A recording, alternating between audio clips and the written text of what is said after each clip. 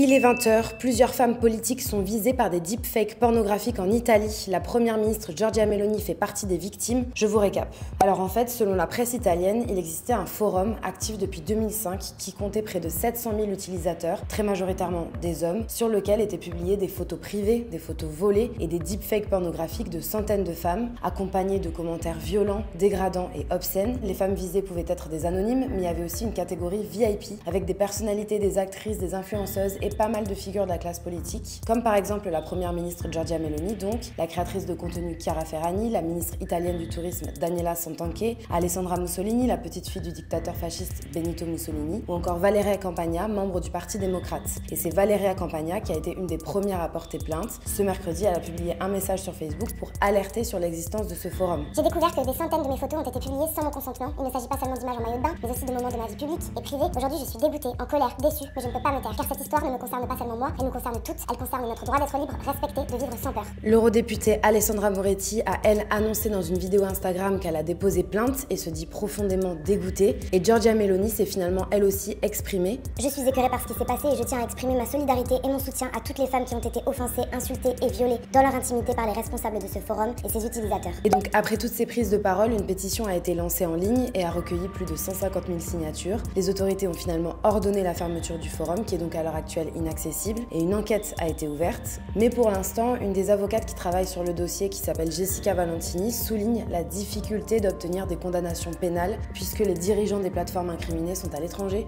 ou ont des sièges sociaux à l'étranger. Et il faut en plus savoir que ce scandale intervient quelques semaines à peine après la suppression par Meta d'un groupe Facebook appelé Mia Moglie, ma femme en italien, qui comptait plus de 32 000 membres et sur lequel des hommes s'échangeaient des photos intimes de leurs épouses ou de leurs amis sans leur consentement. Bon, il faut rappeler qu'en France, le deepfake est évidemment puni par la loi et que depuis 2024 et la loi SREN, la loi sur la sécurisation de l'espace numérique, les deepfakes sont beaucoup plus encadrés. Quelqu'un qui diffuse un deepfake sans le consentement de la personne visée risque jusqu'à 2 ans de prison et 45 000 € d'amende. Et si le deepfake est à caractère sexuel, la sanction monte à 3 ans d'emprisonnement et 75 000 € d'amende.